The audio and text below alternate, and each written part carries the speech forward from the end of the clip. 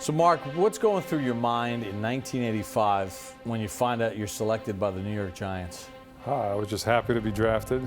You know, back then it wasn't televised like it is today, and I went in the 4th round, and I didn't know much about the Giants. In fact, one of my buddies who was with me that day, he kind of had to fill me in on what the Giants were all about. He told me about Zeke Mowat, he told me about Phil Simms, he told me about this great coach they had, Bill Parcells, who, I really didn't have much experience. I didn't know that much about him. But when Bill Parcells got on the phone and I talked to him, I had a sense that this guy was something special, and when I got to the Giants and I saw the guys, I kind of figured that they were going places. With all that talent that they had defensively, what was it like to go against those guys in practice? And it had to be a great benefit for you to prepare to play in the NFL when you're going against great defensive players. Oh, yeah. We used to come out and play at Giant Stadium when I was at Notre Dame. We played Army, and we'd walk through the stadium the day before. And while we were up there, the Giants were coming out for their practice. And I remember someone pointing out Carl Banks and Lawrence Taylor. And they were just standing there. And I'm thinking, who are those guys? They're huge. Like, oh, those are the linebackers. And at college, I was used to going up against 6'1", 6'2" linebackers, 220 maybe. And here, all these guys were like 6'4", 6'5", 250, 260. And I remember thinking to myself, I would hate to have to be a tight end on this team and play these guys every day in practice. But you're right. I mean, having to do that really made me a better tight end. It was hard. It was enjoyable. And of course, everybody talks about Lawrence Taylor, and he was by far the best football player I ever saw. But the hardest guy to play against practice against was Carl Banks. I mean, you just couldn't block him. He was one of the toughest guys I've ever run across in the NFL. And he, more than anybody, made me the blocking tight end that I became. Let's go back to your first training camp. I guess it was at Pace back then, right? Yeah. The Giants had Zeke Mowat, but when did it click in for you that, you know what, I can make it at this level and do well for myself? I was doing so much work during that training camp because for a long time it was just me and Zeke. And Zeke, the one thing about Zeke Mowat, he was a hard worker. I mean, he never slacked off, and he was a great tight end. So I wasn't planning on contributing much. He was never a guy who was going to let anybody take a rep away from him. So the Pittsburgh Steelers game, last preseason game of the season, Zeke blew his knee out. And it wasn't until then that I realized I was the only other tight end on the roster.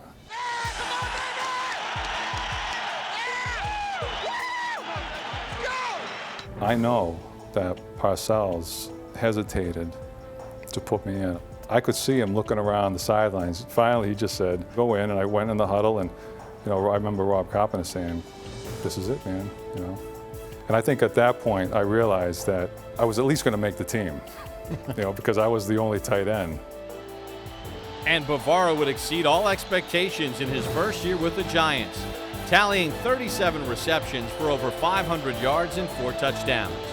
He would be named to the All-Rookie team for his strong performance during the 1985 season. That's a good catch, Mark. Big play, son. That's the way to go. Hey, those guys are going to beat you around. You got to learn to beat their hands off you. You know what I mean? So all of a sudden to come into this atmosphere with a guy like Bill, and I figured it out pretty quickly that it was a special group of guys and that they were going to have some success in the future. You guys make the playoffs in '85, and the Giants have a home playoff game, and you guys beat the San Francisco 49ers. What was it like that day in the stadium? I mean, it's your rookie year, but this is a huge event for the Giants to have a home playoff game. It had been, decades since they last had one. Samms looks over the middle. He's going end zone. It is complete to the ball. To be in Giant Stadium, in New York with these guys, some legendary names who I'd come to realize who they were as I was playing with them that year, and to have that kind of success. And I was just a kid, maybe 22 or 23, and I'd never experienced anything like it. I did start to realize what a playoff win meant to the franchise. It was phenomenal. When you lost to the Bears in the '85 playoff game in Chicago in the wind, you know, that was the coronation, and they go on to win the Super Bowl and they beat the Patriots. But when you left the field that day, did you say to yourself, we can beat these guys? Because there was a lot of things that happened in that game where the Giants created some of their own self-inflicted wounds. Not to take anything away from Chicago, they were a great team. But did you kind of walk off the field and say, God, you know, we could play with these guys? Oh, yeah, definitely. You know, they had this great 4-6 defense, diamond defense, whatever, and, you know, no one could do anything against it. And, you know, to their credit, they were a great team, and, you know, they started to find their stride and home field advantage. It was cold, and we just wore down after a while, but we never had a thought that we didn't belong there. And I remember Bill turned around to me and probably to some other people and just said, get ready for next year, start working for next year, because we're going to be back here. And that was the attitude of everybody. And I think there was kind of a feeling amongst everyone that, you know, we weren't just going to have a regular season, or we weren't going to have a season where we were just hoping to make it to the playoffs. I mean, we weren't really loud about it. You know, braggadocio wasn't really a big thing with the Giants, but in the back of everybody's mind, I really feel that we all believe that, you know, we could win a Super Bowl. And 1986 would become a magical year in Giants history. Bavaro evolved into Phil Simms' main target with over 1,000 yards receiving. He earned his first Pro Bowl selection, and his tough, smash-mouth style epitomized what Big Blue was all about. He was a tough guy, and he would fit in, you know, perfectly, because he really didn't have a whole lot to say. He was serious about playing the game, and he was just a tough SOB. I think when someone thinks of Mark Bavaro, that's what they would remember. Toughness and physicality and giant blue guy. I tell you, he's a stone-faced, that Bavaro now. You know what the hell he's thinking. I'd hate to have to fight that son of a gun. That's one tough, talented football player right there. I'll tell you one thing, I was glad he was on our team. I really was.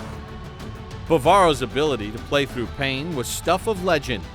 After breaking his jaw and having it wired shut in a game versus New Orleans, he would return to play the entire second half and score the winning touchdown.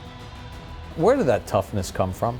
I just think whatever someone's pain threshold is, and if for certain body parts it's different. You know, for me, you know, those other things weren't really that bothersome. How you doing, kid? I'm proud of you. Tough guy, kid. How'd you keep your strength up when you had your jaw wired shut? We had a blender, and you mixed up food, and on the road, Jimmy Madalino was one of our trainers, assistant trainers, and he brought along the blender, and we went in our room, and he would just blend up some eggplant parmesan, and I'd sip it through a straw, and it was the best stuff I ever had. Tell me a little bit about, you know, the Niner game, and you must run into Giant fans constantly about that, carrying all the Niners. I mean, it's showing up on the video board in the stadium. You flip on NFL films, there's great plays, and there's that play. Complete to Bavaro, down to the 35, still on his feet to the 30, down to the 25, down to the 20. He's got 4 men on his back and gets down to the 17.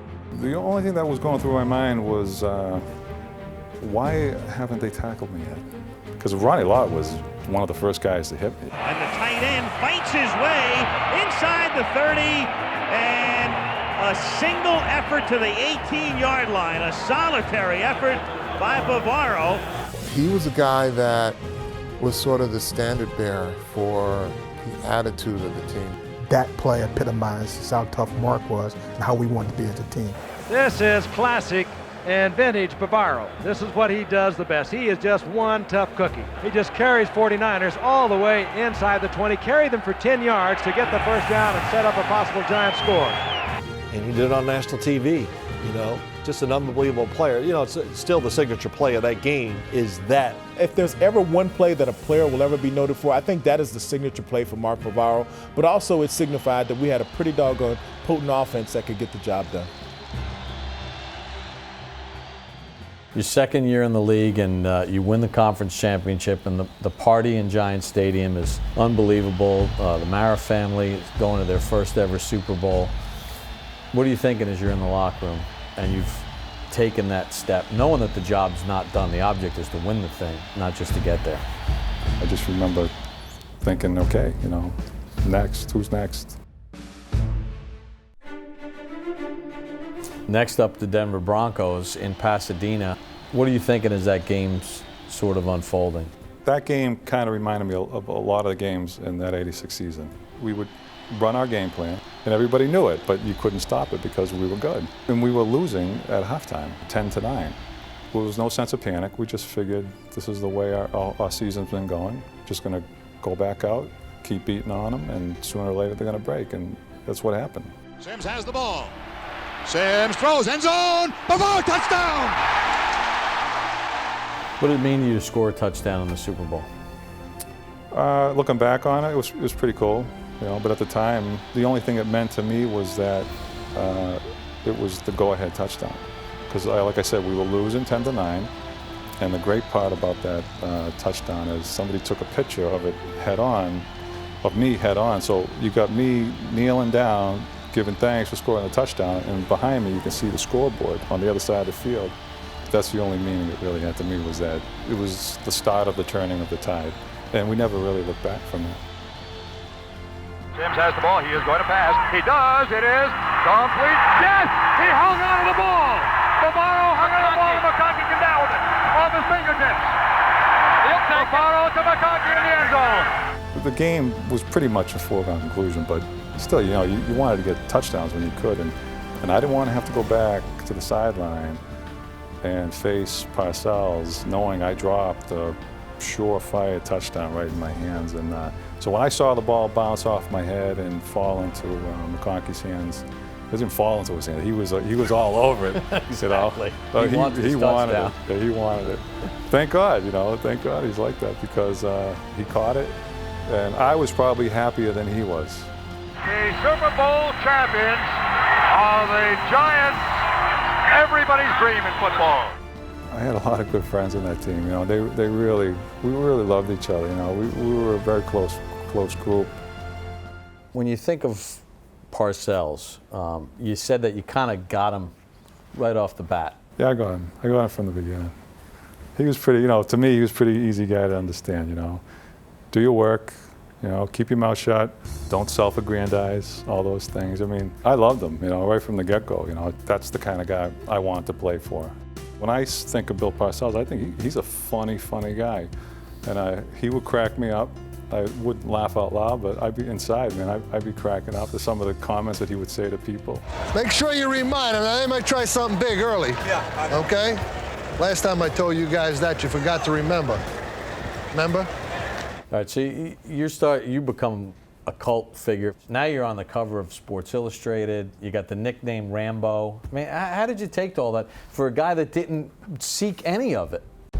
Fortunately, back then, you know, you could kind of ignore it, you know, which is what I did. I shied away from it. I didn't really want any part of it. I mean, I liked the respect the fans gave me. You know, I thought that was pretty cool. I mean, it meant a lot to me, as it would to anybody. A lot of people say, you know, you were tough, Mark, and I was tough because I knew I had to be tough for Jersey guys like Bill Parcells, for all the other guys in the stands, you know, who were expecting a lot, and especially for my Italians out there, you know. That was probably the biggest connection I had with Giant fans. They're all Italians around here, and it was to be able to perform and please those guys. It was like getting the approval of the big kids in the neighborhood, you know, of your father, of your uncles. They were supporting me, and they liked me, you know, so I wanted to please them. Mark made everybody around him inherit that same mindset. I mean, his mindset was so infectious that he was a no-nonsense guy, tough as nails. I played against him in college. He was the same way. Just go out, lunch pail, grind it out, knock your face in the dirt, doesn't even look at you, just goes back, just to line up to do it again. And it was just like a grindstone. No matter what, if you hit him hard, he just got up and you knew he was coming right back at you. Early in the 1989 season, Bavaro would suffer a knee injury that would threaten his career and sideline him for the rest of the year.